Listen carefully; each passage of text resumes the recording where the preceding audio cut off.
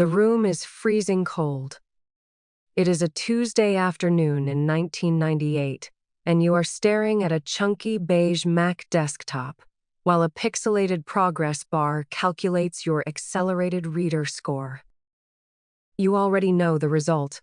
You can smell the warm ozone of the monitor and the distinct scent of laminated paper from the gate pull-out pass sitting on your desk. The teacher smiles at you. She looks at the rest of the classroom and loudly tells the other children that they should really try to be exactly like you. A heavy pressure hits you. You didn't know it then. But that was the precise moment your intelligence stopped being a useful tool and transformed into an invisible cage. We call it gifted burnout. Society has always treated childhood brilliance as a magical lottery ticket that guarantees a perfectly frictionless and highly successful adult life. The reality is much darker. It is actually a highly specific neurological profile with a devastatingly high emotional casualty rate that nobody ever actually prepares you for. Psychologist Alice Miller saw this. In her landmark clinical work during the late 20th century, she identified this exact phenomenon and officially coined it the drama of the gifted child. Her findings were entirely heartbreaking. Miller realized that highly perceptive children are routinely and unconsciously used by the adults around them as emotional mirrors for their own personal success. You were never actually seen. You weren't praised for your authentic, messy self, but rather for the polished, flawless output you could effortlessly produce for the adults. Let's examine your childhood ecosystem. You grew up in a very specific era of educational theater, where your entire world was built around the daily expectation of effortless superiority. Remember the year 1999 clearly. You remember the exact metallic snap of a Lisa Frank Trapper Keeper opening on your desk just before the morning bell rang. Everything came far too easily.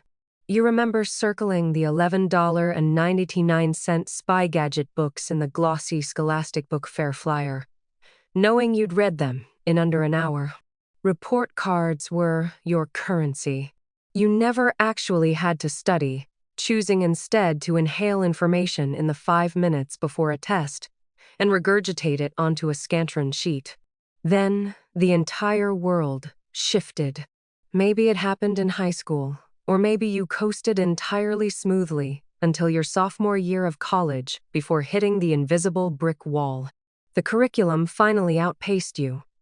You suddenly needed study skills, but nobody had ever taught you how to study because you had always possessed the right answers instinctively. The panic was completely consuming. You looked around at the average kids who had spent years learning how to work hard, and you realized they were suddenly passing you by. You felt like a fraud. The exact science perfectly explains the silent panic you experienced as you watched your foundational identity crumble into absolute pieces. Psychology calls it asynchronous development.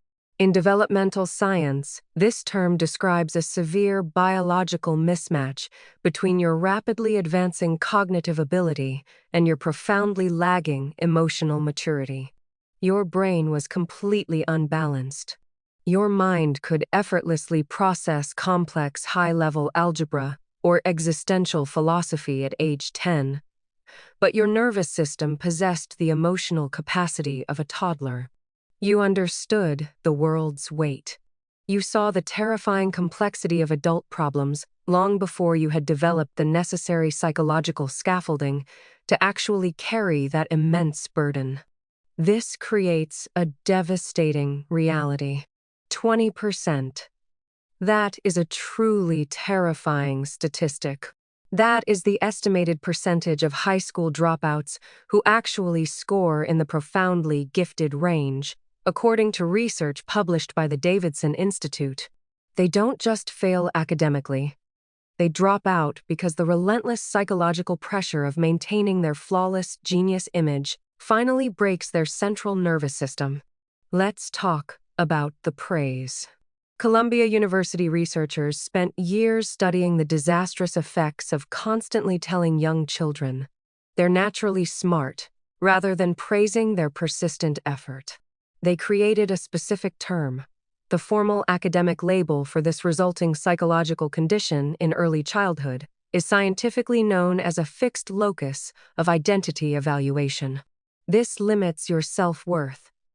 This means your entire sense of value becomes rigidly tied to a genetic trait you can't control, rather than the deliberate actions you take. Trying hard destroys your magic.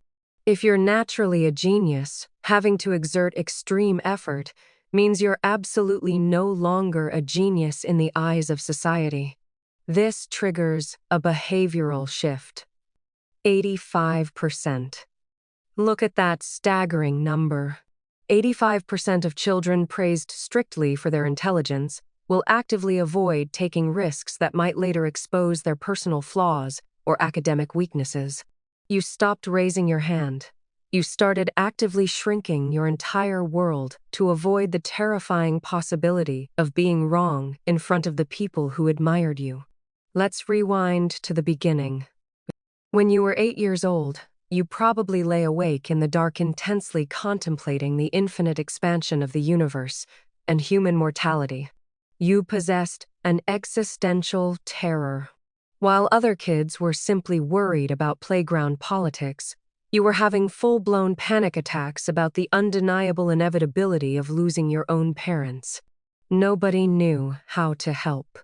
The adults in your life thought it was charmingly quirky that you asked such profound questions, completely missing the sheer terror vibrating underneath your curiosity.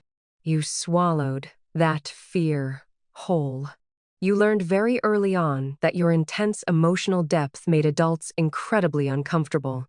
So you packed those massive existential questions into a tiny box. Let's expose the shadow side. The darkest secret of the former gifted child is chronic, paralyzing procrastination that masquerades to the outside world as pure, unadulterated laziness. Look inside your messy closet. It is the graveyard of abandoned hobbies, featuring expensive painting supplies, specialized coding courses, and that $200 acoustic guitar you barely touched. You tried it exactly once. You realized you weren't instantly a prodigy at the new skill, so you quietly abandoned the project forever out of deep, suffocating shame. The misconception is your apathy. The crushing reality is that truly caring feels physically dangerous to your nervous system, because failure directly threatens your foundational identity as a genius. So, you deliberately delay everything. You wait until the very night before the crucial deadline, because if you fail, you can safely blame it on a simple lack of time. Are you hiding from people? Have you ever spent 3 agonizing hours drafting a 2-sentence email because the phrasing had to be flawlessly impressive before you hit send? Check your phone right now. Maybe you currently have 47 unread text messages sitting there, because the mental energy required to formulate the perfect response feels like moving a mountain. If your inbox looks exactly like this right now, drop a 1 in the comments, so we all know we aren't crazy. If that hits a little too close to home, leave a comment below, because you are currently walking around thinking you are fundamentally broken. Think about your smartest friend. If you've ever watched a brilliant friend completely self-sabotage a major career opportunity simply because they weren't certain they'd be the best, send them this. They aren't genuinely lazy people. They're deeply trapped in a vicious neurobiological loop of identity preservation that aggressively prevents them from taking any meaningful steps forward. Let's talk about your job. You probably sit in corporate meetings completely terrified that someone is finally going to realize you're just making it up as you go along. You finish tasks incredibly fast. Because your processing speed is so high, you complete a week's worth of work in 3 hours and spend the rest of the week hiding. You pretend to be busy. You send scheduled emails at perfectly spaced intervals just to simulate the appearance of a normal employee who actually struggles with the required workload. This creates intense daily anxiety. You're constantly waiting for your boss to pull you aside and expose you for being a fraud who isn't actually working hard at all. Look at your personal relationships. You're likely the designated therapist friend in your group who naturally absorbs everyone else's emotional chaos because you immediately spot the psychological patterns involved. You predict everyone's emotional needs. You subconsciously run complex algorithms on the shifting moods of your romantic partners, meticulously adjusting your own behavior to prevent any potential interpersonal conflict. You over-explain every minor detail. When you make a tiny mistake, you deliver a comprehensive presentation explaining your exact thought process so nobody can accuse you of being stupid. You crave deeply matched intellect.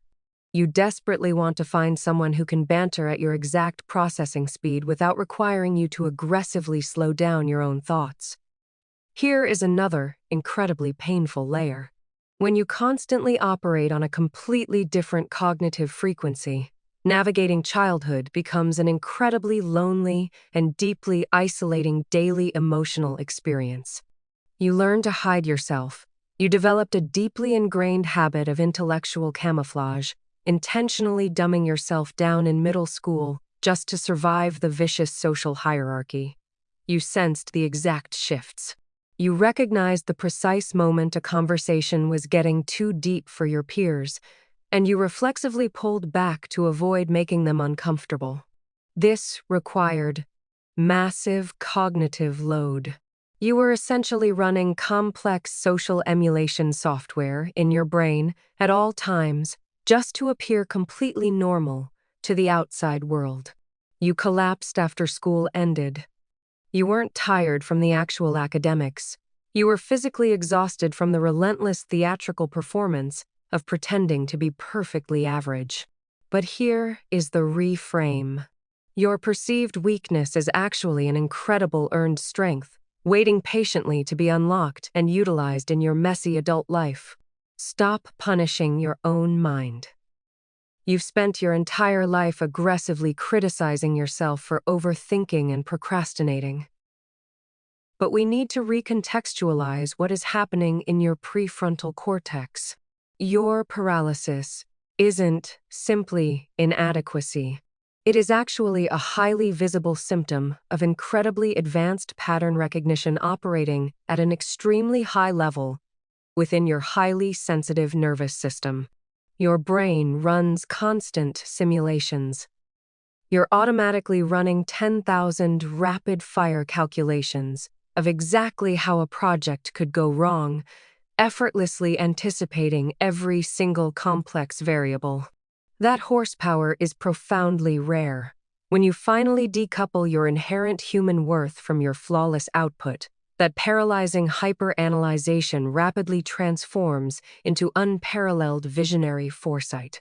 You see completely invisible angles. The intense emotional sensitivity that made you a terrified child is the exact same trait that makes you an exceptionally empathetic and innovative adult. You possess deep connective thinking. You just have to grant yourself the radical permission to be temporarily bad at something without feeling like your entire world is ending. The friction is highly necessary. The temporary discomfort of learning isn't a sign of your failure. It is the actual beautiful sound of your brilliant brain finally growing again. Remember that heavy childhood pressure. Remember that phantom weight in your chest while you stared at the glowing beige Mac monitor in your freezing classroom back in 1998. You thought it was potential. You genuinely believed that crushing sensation was the massive weight of your own intellect. But it was actually the weight of everyone else's expectations. You carried other people's rocks. You've been walking around with a heavy backpack full of societal demands for the last 25 years of your exhausting adult life. You owe the world nothing. You don't owe your parents or society a Nobel Prize just because you scored exceptionally well on a standardized test when you were 9. Your mind is a tool. Your intelligence was meant to help you navigate a beautiful life. It was never supposed to be a massive debt you had to continually repay. Let the old ghost go. You've spent years silently grieving the legendary prodigy you were supposed to become. And it is finally time to release that fictional character entirely. You aren't a broken machine. You're a deeply feeling human being who miraculously survived a flawed system that aggressively tried to turn your childhood into a sterile product. The world needs your chaos. Society doesn't actually need your flawless perfection. It desperately needs your messy, highly sensitive, and brilliantly connective way of seeing the entire universe. Take a deep breath today. Close out of those 47 unread text messages if you need to protect your peace, and allow yourself to just exist without producing anything. You are entirely safe. Now, if this conversation made you feel a little less crazy today, consider subscribing, and I'll see you in the very next video.